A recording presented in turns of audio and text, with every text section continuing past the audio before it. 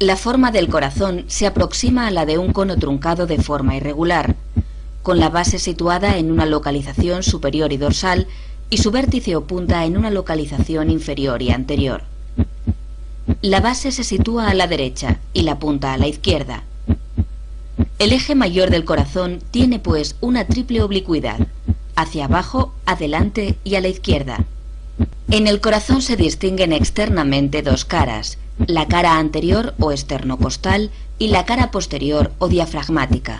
El denominado borde agudo del corazón separa ambas caras nítidamente por su lado derecho. Sin embargo, ambas caras se continúan por el lado izquierdo formando el borde obtuso. En ambas caras se identifica claramente cerca de la base del corazón el surco auriculoventricular o surco coronario. En la cara anterior, el surco auriculoventricular se encuentra interrumpido por la salida de la arteria pulmonar y por detrás de esta la aorta. Estos grandes vasos nos ocultan las aurículas.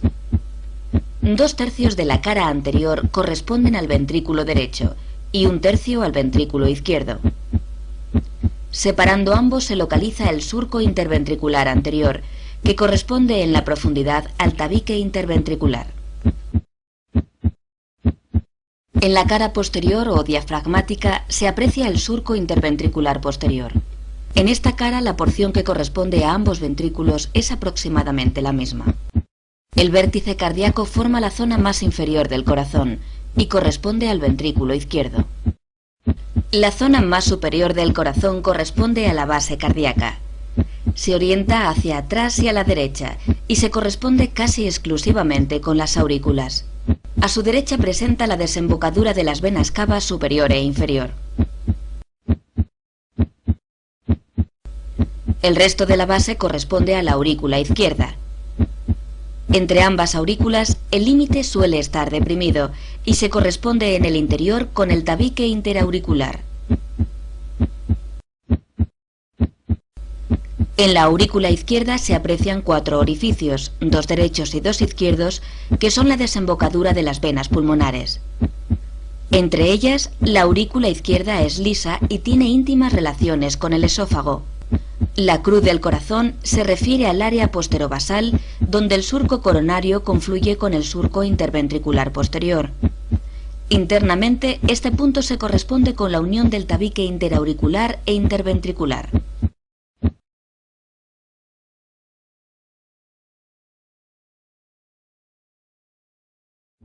El corazón se localiza en el tórax, sobre la parte media del diafragma entre los dos pulmones.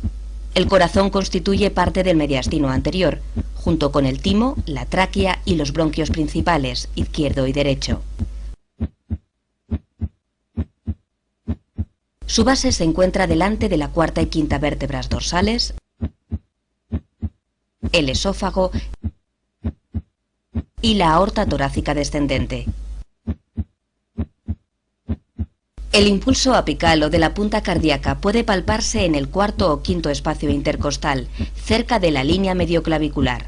1/3 del corazón está a la derecha de la línea media y 2/3 a la izquierda. El tamaño y peso del corazón varía considerablemente dependiendo de la edad, el sexo, la altura del sujeto, la grasa epicárdica y el estado de nutrición general. Por término medio, el corazón pesa unos 325 gramos en el hombre y unos 275 gramos en la mujer. Anteriormente, el corazón se dirige hacia las estructuras óseas esternocostales, contactando con ellas en su porción más apical. En el resto se interponen parte del pulmón y las pleuras. Lateralmente está en relación con la cara mediastínica del pulmón correspondiente, donde deja su huella, más marcada en la cara medial del pulmón izquierdo. Por su parte inferior, el corazón está en estrecha relación con el diafragma a través del ventrículo derecho.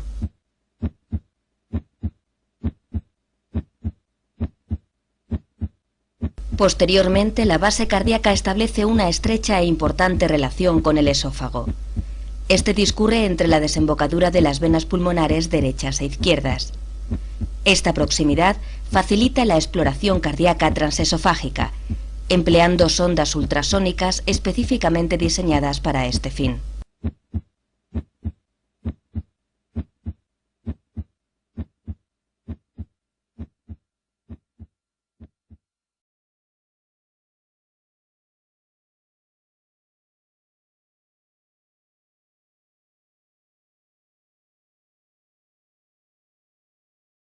El sistema arterial epicárdico coronario está formado por las arterias coronarias derecha e izquierda y sus ramos principales.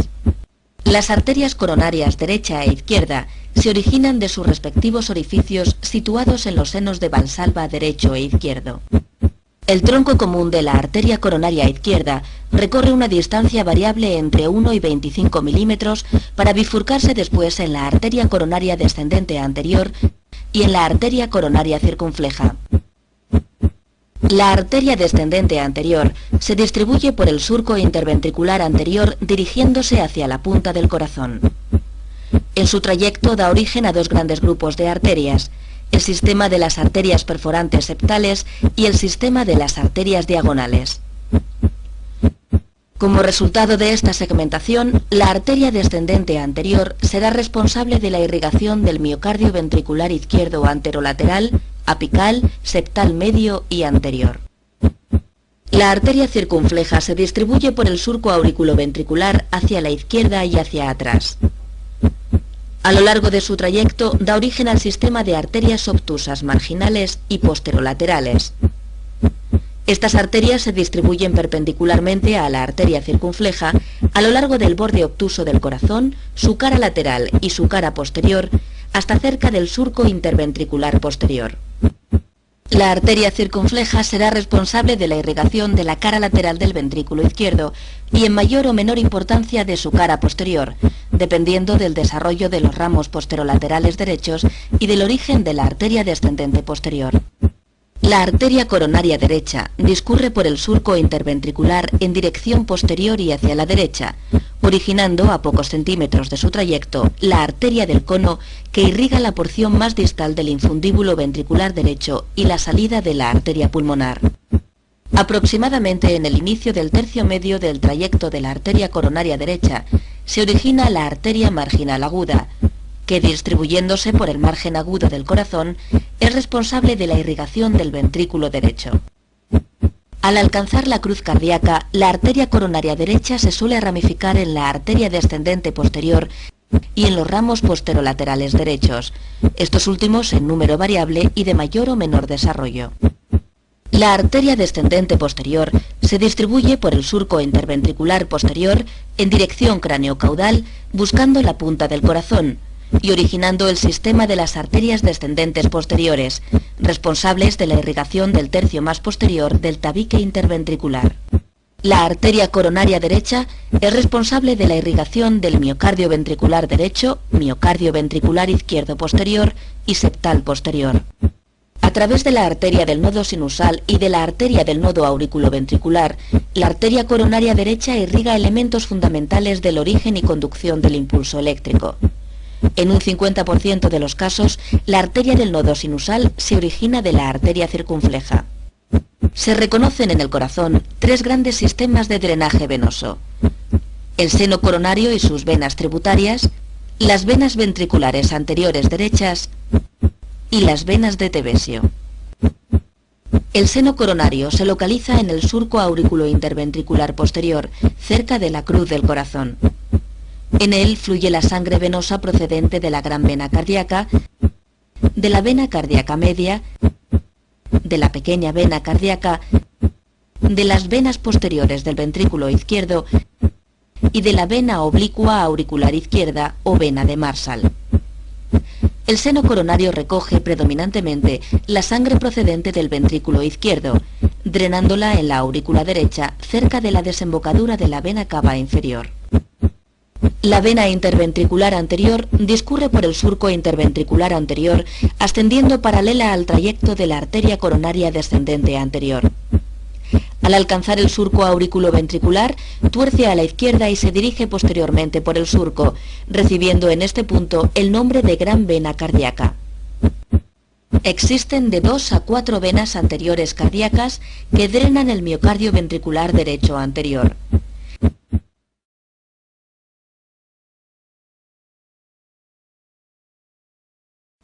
El tejido especializado cardíaco responsable del inicio y la conducción del impulso cardíaco consta de 3 elementos principales: el nodo sinusal o de Keith-Flack, la unión auriculoventricular, que incluye el nodo auriculoventricular de Ashhoff-Tavara y el haz de His, y por último las ramas izquierda y derecha con el sistema de fibras terminales de Purkinje. El nodo sinusal es una masa ovalada de 1 a 2 centímetros de largo y medio centímetro de ancho. Se localiza a nivel subepicárdico en la unión de la vena cava superior y la aurícula derecha. Posee una función predominante en la formación del impulso cardíaco. Sus células especializadas se despolarizan espontáneamente y a una frecuencia superior a lo que lo hacen otras células dotadas de automatismo y localizadas en porciones más inferiores del sistema de conducción. Los tractos intraatriales específicos para la conducción del impulso desde el nodo sinusal hasta el nodo auriculoventricular son 3. El tracto anterior o de Bachmann, el tracto medio o de Beckenbach y el tracto posterior o de Thorel. El tracto anterior dirige los impulsos desde la aurícula derecha hacia la aurícula izquierda. En la unión auriculoventricular se distinguen dos grandes elementos, el nodo auriculoventricular de Ashov-Thabara y el haz de His.